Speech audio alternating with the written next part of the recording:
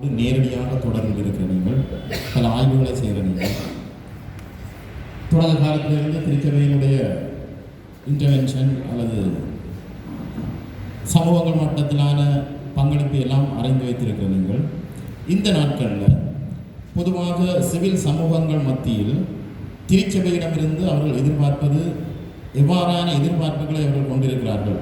இந்த காலகட்டத்தில் இருக்கின்ற இந்த அரசியல் குழப்பகரமான நிலையில் மக்களை பல்வேறு அரசியல் கட்சிகளும் பல்வேறு தலைவர்கள் என்று தங்களையே சொல்லிக் கொள்கிறவர்களும் குழப்பிக் கொண்டிருக்கிறார்கள்.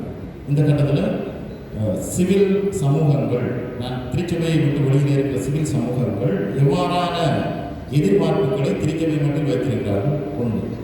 இரண்டாவது, பல்வேறு சிவில் அமைப்புகளினுடைய ஒன்றியங்கள் ஒன்றாக சேர்ந்து பல அமைப்புகளின் சொன்ன மாதிரி மக்கள் பேரவையாக இருக்கலாம், 2 வருடத்திற்கு முன்பு பொது வேட்பாளருக்காக தொடங்கப்பட்ட அமைப்பாக இருக்கலாம். இவையெல்லாம் தோற்றுக்கொண்டே போகிறது. ஆகவே இதை ஒருங்கமைப்பவர்கள், இதை தோற்பதற்கான காரணம் என்ன, அல்லது இதை ஒருங்கமைப்பவர்கள் இதற்குள்ள பலர் இணைந்து கொள்வது தங்களுடைய பெயர்களையும் தங்களுடைய புகழையும் இதன் மூலமாக பரப்பி கொண்டு, ஏன்னா இதில் அந்த 2 அமைப்பிலையும் சேர்ந்தவர்களில் அந்த முன்னிலையில் வந்தவர்கள், அதுக்கு பின்வந்த தேர்தல்களில் சிவில் அமைப்புன்ற பேரில் வந்தவர்கள் தான் போய் அதில் அந்த அமைப்புகளை நடந்த விடயங்கள் சில தெரிந்த என்ற மட்டத்தில் நான் கதைக்க முடியும். அந்த அமைப்புகள் இருக்கிறாங்க, தேர்தலில் போகக்கூடாத ஆலோசனைகள் இதில் இணைந்தவர்கள்.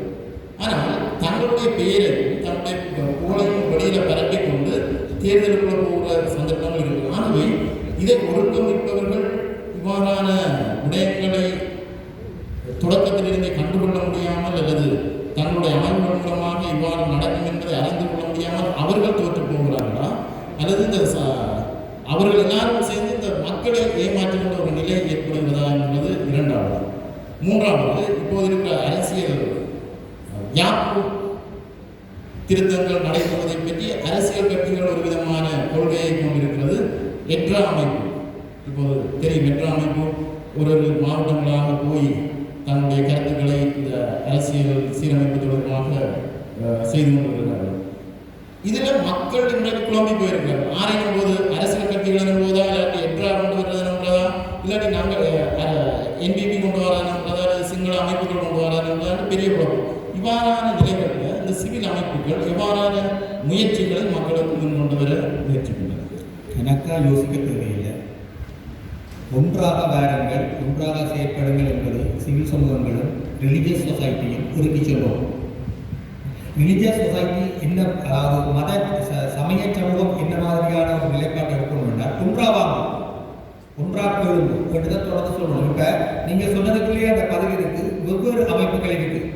நீங்கள் ஒரு கேள்வி கேட்டீங்க, சிவில் சமூகம் என்பது எப்பவும் தளர்வானது, லூஸானது, அது இறுக்கமாக இருக்காது. ஒரு மக்கள் இயக்கம், அரசியல் இயக்கம் தான் இறுக்கமாக இருக்கும். ஈவன் திருச்சபைக்கு இருக்கக்கூடிய அந்த இறுக்கம் கூட சிவில் சமூகம் இருக்காது. இது ஒரு பிரச்சனையான விஷயம். அவர் இறுக்கமில்லாத தளர்வான அமைப்பை விரைக்க ஒவ்வொருத்தரும் ஒவ்வொரு பக்கம் இருப்பார். ஜனாதிபதி தேர்தலின் போது தேர்தலை எதிர்கொள்வது என்பது ஒரு கட்சி செய்ய வேண்டிய வேலை. ஆனால் அந்த சிவில் சமூகம் செய்ததே பெரிய சாதனை. ஏனென்றால் கட்சி கட்டமைப்பு வேறு, அது மேலிருந்து கீழ் நோக்கி ஒரு தலைமைத்துவ கட்டுப்பாடு இருக்கு. சிவில் சமூகங்களில் தலைவர்கள் இருக்கிறது. அப்போ இந்த பின்னணிக்குள்ள தான் எங்கே தவறு நடக்கும் என்றால் சிவில் சமூக அமைப்பு என்பது தளர்வானது. இன்றைக்கு பாருங்க, தமிழ் மக்கள் பேரவை 2015 தோன்றி 2018 உள்ளூராட்சி மன்ற தேர்தலோட செயலிழப்பு. காரணம், அதில் இருந்தவர்கள் அடுத்த கட்டமாக ஒரு தேர்தல் நடவடிக்கைக்கு போத்தார்கள். ஆனால் 2018 உருவாக்கப்பட்ட என்பிபி முதல் தேர்தலில் தோற்பது, 2வது தேர்தலில் பெருவெற்றி பெறுவது. ஏனென்றால் என்பிபிக்கு அடித்தளமாக இருக்கிறது ஒரு அரசியல் இயக்கம். அதுக்கு ஒரு மேலிருந்து கீழ் நோக்கிய இறுக்கமான கட்டமைப்பு இருக்கு. அப்ப சில செயல்களுக்கு சில இறுக்கமான கட்டமைப்புகள் வேணும். அரசியலில் கட்சி கட்டமைப்பு அந்த தேவைப்படும். அப்படி ஒரு கட்டமைப்பு இல்லாத இடத்துல சிவில் சமூகங்கள் இந்த மாதிரி நடவடிக்கைகள் ஈடுபடுகிறது. நீங்கள் சொன்ன தவறுகளை என்ன நடக்கும்?